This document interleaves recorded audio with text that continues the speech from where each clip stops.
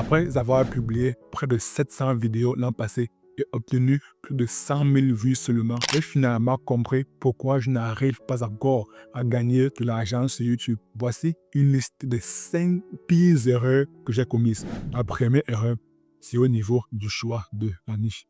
Choisir sa niche est fondamental, est capital. Et malheureusement, j'avais choisi une mauvaise niche. Bon, pas en tant que telle. Je mets juste que j'avais un angle d'attaque totalement mauvais. La niche de la création de contenu est une niche très rentable, du moins ce qui a de très beaux jours devant elle. D'ailleurs, une étude très récente réalisée par Goldman Sachs avait révélé que l'industrie de la création de contenu va doubler d'ici 2027 et avoisiner les 500 milliards de dollars, plus précisément 480 milliards de dollars. Actuellement, l'industrie est évaluée à 250 milliards de dollars. Et d'ici 2-3 années, soit en 2027-2028, ce chiffre va doubler. Donc, il y a 250 milliards de dollars qui vont s'ajouter dans l'industrie de la création de contenu. Donc là, c'est une niche très intéressante. Le problème, c'est que j'avais décidé d'aborder la niche, mais sous un angle totalement mauvais. J'avais décidé d'aborder la niche sous un angle de comment percer sur YouTube. Parce que dans la création de contenu, qui est un domaine beaucoup plus vaste, qui renferme tous les réseaux sociaux que peuvent être YouTube, que peuvent être Facebook, que peuvent être Instagram, ou bien Twitter, ou bien TikTok. Moi, j'ai décidé de me nicher, de me spécialiser dans YouTube. Donc, j'étais beaucoup plus spécifique dans la création de contenu sur YouTube. Mais l'erreur que j'avais commise, comme je le disais tantôt, était d'aborder cette thématique sous un mauvais angle. Je parlais des sujets tels que comment avoir beaucoup plus de vues sur YouTube sans même avoir énormément de vues. Là, c'est un très gros problème parce que je n'avais pas de preuves. Je parlais également de comment avoir beaucoup plus d'abonnés sur YouTube sans même avoir 1000 abonnés. Je parlais de comment fonctionne l'algorithme YouTube. Voilà, au moins j'ai des connaissances tous les jours. J'essaye de m'informer sur le fonctionnement de l'algorithme YouTube. Bon, là, j'ai fait une petite digression.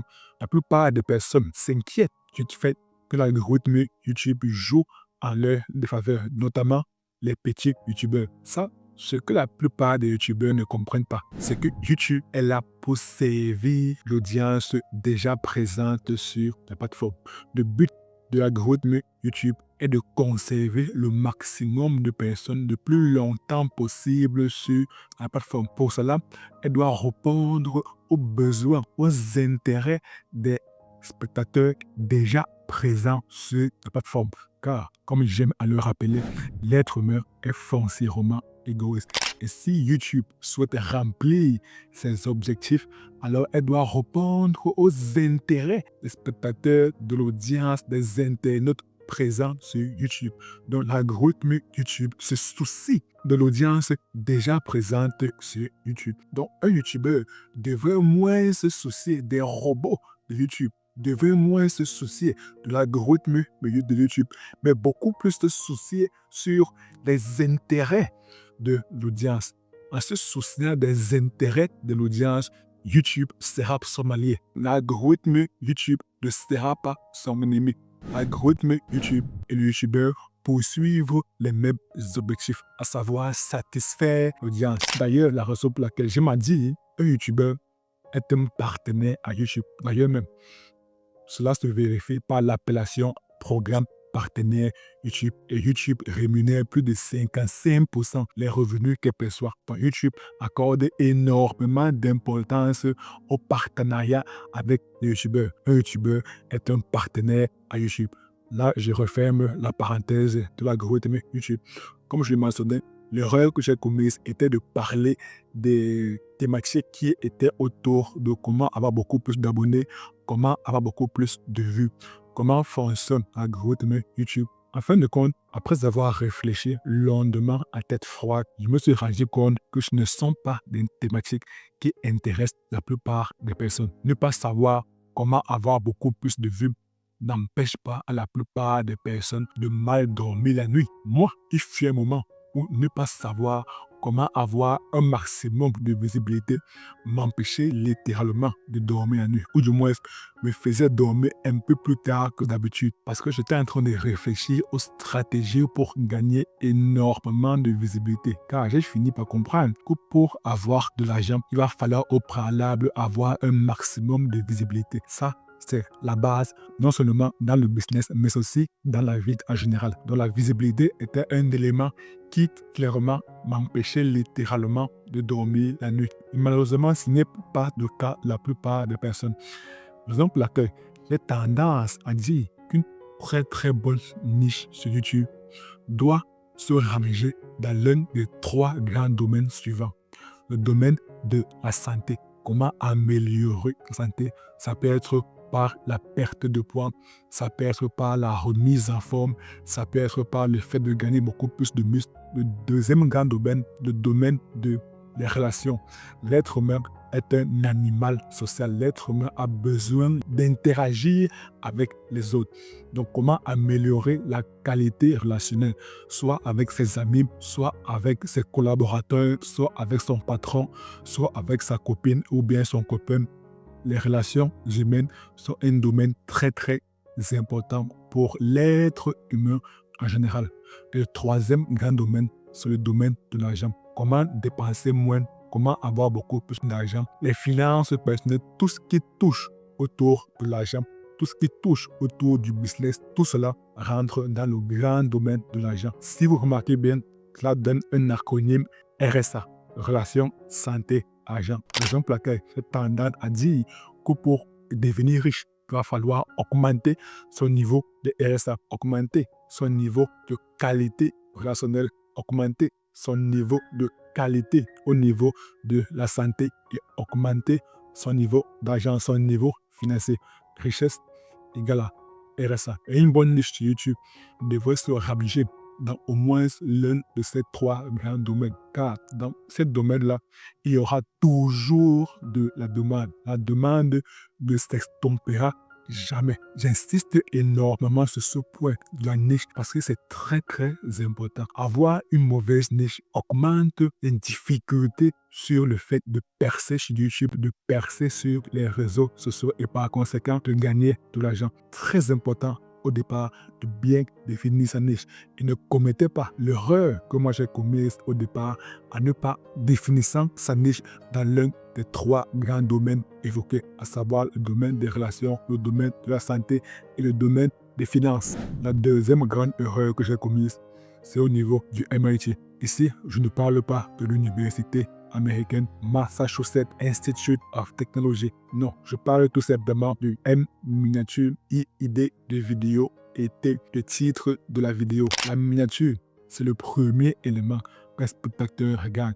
Donc, rien qu'à travers la miniature, il faudrait qu'en quelques fractions de secondes, un spectateur décide de cliquer sur la vidéo afin de la regarder. La miniature doit être captivante. La miniature doit inciter un spectateur lambda. Car il faudrait savoir que lorsqu'on publie une vidéo sur YouTube, ce que YouTube fait, c'est qu'elle prend la vidéo, elle l'affiche notamment sur la page d'accueil. Et il faudrait donc que votre miniature se démarque déjà sur la page d'accueil des spectateurs lambda. Donc, la miniature doit être tellement intrigante pour inciter un spectateur à cliquer sur la vidéo. Le i représente l'idée de la vidéo.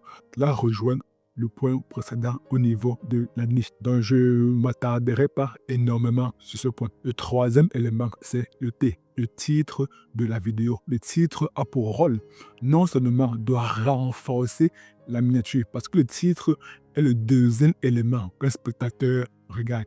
Le titre doit renforcer le sentiment qu'un spectateur a eu en regardant la miniature en quelques secondes. Le titre doit également inciter le spectateur à cliquer sur la vidéo. Le titre permet également de référencer sa vidéo sur YouTube, notamment en insérant dans le titre des mots-clés, de manière à ce que même des semaines, voire des mois plus tard, la vidéo reste toujours d'actualité. Donc le titre a 2 rôles. Inciter le spectateur à cliquer sur la vidéo et également le rôle de référencement parce que YouTube est le deuxième moteur le plus grand au monde derrière Google. D'ailleurs, Google a racheté YouTube. Donc, référencer sa vidéo sur YouTube revient dans une certaine mesure à la référencer sur Google. D'ailleurs, lorsqu'on fait parfois des recherches sur Google, des vidéos YouTube nous sont proposées parce que la vidéo a été référencée sur YouTube,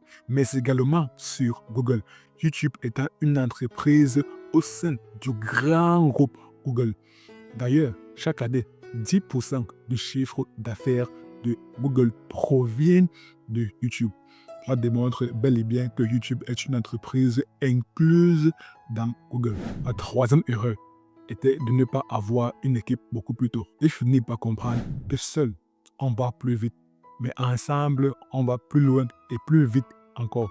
Donc, on ne peut rien bâtir de conséquent sans avoir autour de soi une équipe pour nous accompagner. Avoir une équipe, c'est un game changer. Avoir une équipe, ça change tout. L'activité principale d'un créateur de contenu est de créer du contenu. Donc, de se focaliser sur le fond du message, sur le fond de la vidéo, sur les informations à partager, tout ce qui est autour, notamment le montage de la vidéo, la miniature, et même dans une certaine mesure, les titres de la vidéo.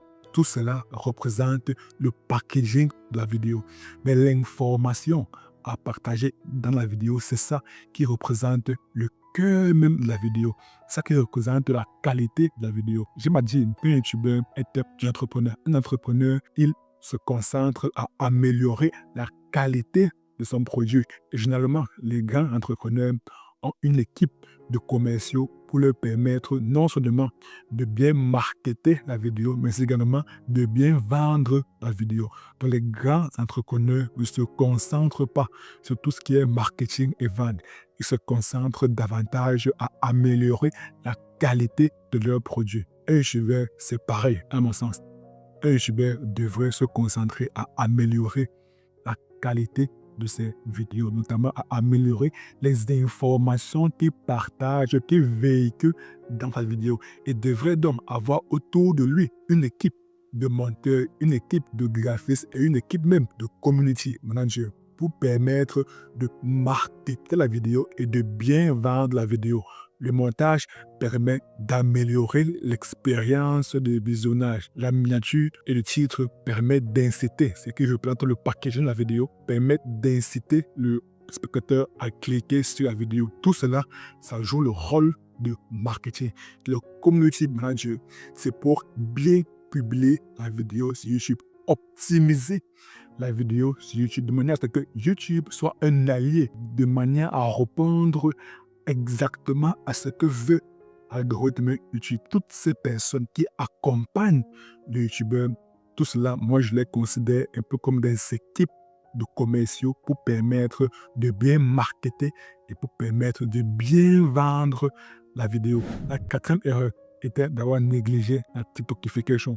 J'avais oublié que désormais, l'attention de la plupart des personnes se retrouve beaucoup plus vers des contenus short. La plupart des personnes préfèrent dorénavant consommer des contenus short. C'est d'ailleurs la raison pour laquelle tous les réseaux sociaux, pour contrecarrer, ou du moins pour essayer de concurrencer TikTok, qui a bouleversé les standards de la création de contenu, ont décidé d'intégrer à leur algorithme des formats courts. Instagram, qui de base est une application beaucoup plus taillée pour les photos, a décidé d'intégrer les réels. YouTube a également emboîté le pas en intégrant les YouTube Short. En 2022, il y avait plus de 50 milliards de vues par jour sur les YouTube Shorts.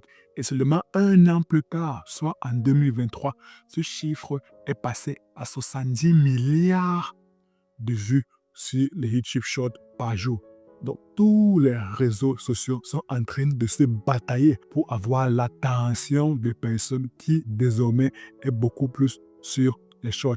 Par conséquent, on comprend l'importance de publier massivement les shorts de manière à bénéficier, de manière à avoir l'attention de la plupart de ces personnes qui consomment de plus en plus des contenus courts. D'où donc l'intérêt d'avoir une équipe.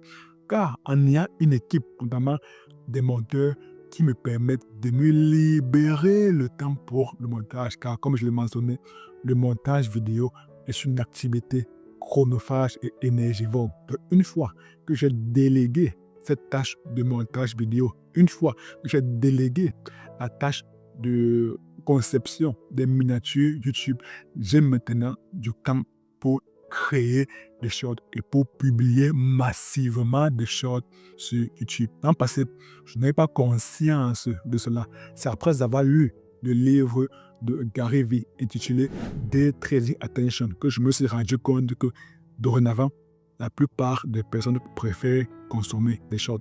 D'ailleurs, Gary Vee avait qualifié cela de la TikTokification parce que TikTok est en train de bouleverser les standards de la création de contenu. Désormais, pour avoir l'attention des personnes, il va falloir malheureusement ou bien heureusement, chacun se fera sa propre opinion. Il va falloir publier énormément de shorts. La bonne nouvelle avec YouTube, c'est qu'on peut publier énormément de shorts et en le faisant, YouTube va proposer nos vidéos longues. Car YouTube reste et demeure avant tout de la télévision. Donc YouTube met beaucoup plus en avant les vidéos longues. Et il faudrait voir les shorts comme des échantillons de votre vidéo YouTube. Plus des personnes adorent les échantillons de vos vidéos YouTube, plus l'algorithme YouTube va se dire que la chaîne YouTube de la personne est intéressante. Par conséquent, elle va proposer le long format. Et par conséquent, vous avez réussi à drainer le trafic de YouTube Short vers le trafic de vos vidéos YouTube et ainsi générer énormément d'argent avec les vidéos YouTube. Car les shorts YouTube n'ont pas pour but de gagner l'argent. Non. Les shorts YouTube n'ont pour unique but d'amasser de la visibilité et de drainer cette visibilité vers des contenus longs, vers des formats longs, vers des vidéos YouTube ou bien vers des podcasts ou bien vers des lives. La cinquième erreur que j'ai commise était d'avoir négligé la qualité audio de mes vidéos. Lorsque je venais de créer ma chaîne YouTube, je n'avais pas assez d'argent pour pouvoir m'acheter un micro de qualité. En tout ce que j'ai fait était de démarrer avec mon simple smartphone, d'ailleurs qui est toujours un iPhone 8. Le seul problème était que la qualité audio de mon téléphone était dégueulasse. La qualité audio de mon téléphone, qui d'ailleurs est un iPhone 8, était dégueulasse. Mais ce n'était pas l'original. Je ne suis pas allé à la boutique de Apple pour acheter cet iPhone 8, mais acheter dans un magasin de réparation dont j'imagine que ce n'était pas de la bonne qualité. D'ailleurs, vu le prix auquel je l'ai acheté, je pouvais bien m'en douter que ce n'était pas d'une extrême qualité. Mais étant donné que je n'avais pas assez de ressources financières pour pouvoir acheter un micro de qualité, qu'aurais-je dû faire? Est-ce que j'aurais dû attendre d'avoir des ressources financières importantes avant d'acheter un bon micro ou alors de démarrer avec le matériel que j'ai, bien qu'ayant un matériel médiocre? Moi, j'ai plutôt choisi l'option B. J'ai choisi de démarrer avec le matériel que j'ai. C'est d'ailleurs le conseil que je donnerais à la plupart des personnes qui n'ont pas assez d'argent. Démarrez avec ce que vous avez. Et plus tard, vous pourriez upgrader, vous pourriez améliorer la qualité du matériel que vous avez. Et s'il y a un élément, un matériel sur lequel il faudrait mettre l'accent, c'est au niveau de la qualité du son, c'est au niveau du matériel audio. Il faudrait privilégier le premier investissement que vous devez faire, c'est au niveau du micro. Avoir un micro de qualité, clairement, ça fait la grande différence. Ça fait une énorme différence. Mais si vous n'avez pas de ressources financières pour pouvoir bénéficier, pour acheter un micro de qualité, là je répète, commencez avec le matériel que vous avez et vous pourriez augmenter, améliorer plus tard. Mais la plupart des smartphones aujourd'hui, j'ose croire, possèdent déjà une très très bonne qualité visuelle. Donc la caméra, pas besoin d'investir énormément. et possède déjà une très très bonne qualité audio. À moins que vous aviez payé votre téléphone dans un magasin de réparation dont la qualité n'est pas optimale. Voilà donc les 5 erreurs que j'ai commises l'an passé et qui malheureusement ne m'ont pas permis d'atteindre mes objectifs. C'est d'ailleurs la raison pour laquelle pour cette année 2025, j'ai pris de nouvelles résolutions. Concernant l'aspect business, première résolution, c'est de maîtriser la création de contenu, maîtriser la création d'un personal branding. Car je me suis rendu compte que le personal branding est très très important. Le personal branding est un game changer. Ça change tout. Deuxième résolution, maîtriser le système d'acquisition de prospects. Car comme je m'ai dit, lorsqu'on vit sur YouTube et même par extension sur les réseaux sociaux, c'est pour bâtir une audience. Maintenant, lorsqu'on a cette audience, il va falloir les convertir en prospects. Les prospects étant des potentiels clients. Et le but est donc de convertir ces prospects en clients. Ce sont les clients qui permettront de générer énormément d'argent. Troisième résolution, c'est de maîtriser le système de vente à échec, le fait de facturer cher. Je me suis rendu compte que pour gagner du gros argent, il va falloir beaucoup plus se diriger vers du B2B, dans le business inter-entreprise, au lieu du B2C, dans le business d'une entreprise vers un consommateur. Parce que dans le B2B, facturer une prestation à hauteur de 10 000 euros, c'est limite normal. Pourtant, dans le B2C, combien de personnes disposent de 10 000 euros? Très très peu de personnes. La meilleure manière, à mon sens, de générer du gros argent et de faire du B2B. Et rappelez-vous, nous sommes là pour gagner de l'argent. Par conséquent, nous devons avoir le mindset d'un entrepreneur. Un entrepreneur, c'est une personne qui, pour le bien de son entreprise, recherche à avoir une rentabilité rapide et élevée. Et le meilleur moyen pour avoir cette rentabilité rapide et élevée est de se tourner vers des personnes qui ont déjà énormément d'argent. Ces personnes peuvent être soit des entités physiques, dans le B2C, ou alors des entités morales, le B2B. Mais la probabilité d'avoir des personnes qui ont des revenus élevés est très très faible comparée à celle d'avoir des entreprises qui ont des revenus élevés. Raison pour laquelle j'essaye de me tendre à l'avenir vers le B2B, business vers business. Les clients sont des entreprises et non des particuliers comme vous et moi. Et le critère qui me permettra de mesurer ma progression, c'est au niveau du chiffre d'affaires que j'ai réussi à générer. L'objectif est de générer le million de chiffres d'affaires. Ça, c'est l'objectif. Peut-être que je ne réussirai pas à l'atteindre, mais c'est toujours l'objectif. Comme j'ai lu dans le livre 10x is easier than 2x, il va falloir définir des objectifs qui paraissent inatteignables. Et sur le plan personnel, résolution numéro 1, travaille ma formule physique. Résolution numéro 2, avoir un périmètre de manière à ne plus perdre énormément de temps dans les transports en commun, surtout parce que ceux-ci sont en retard. Cela fait chaboler le programme qu'on avait prévu. Donc, avoir un périmètre, c'est l'un de mes goals, l'un de mes objectifs pour cette année 2025. Et résolution numéro 3, sur le plan personnel, maîtriser les relations humaines. Car je m'ai dit, l'argent, c'est l'art des gens. Mais pour gagner de l'argent, il va falloir comprendre la psychologie des personnes avec qui on discute. Les clients sont des personnes. Il va falloir comprendre leur psychologie. C'est très très important. Comprendre les mécanismes d'influence, les mécanismes de manipulation positive, de manière à avoir une influence et ainsi augmenter sa capacité de leadership. Voilà donc mes 5 erreurs que j'ai commises l'an passé au niveau de YouTube et mes résolutions pour l'année 2025. Si vous voulez savoir mon plan d'action pour gagner de l'argent cette année, cliquez juste sur la vidéo qui apparaît à l'écran et moi je vous donne rendez-vous de l'autre côté. À très bientôt.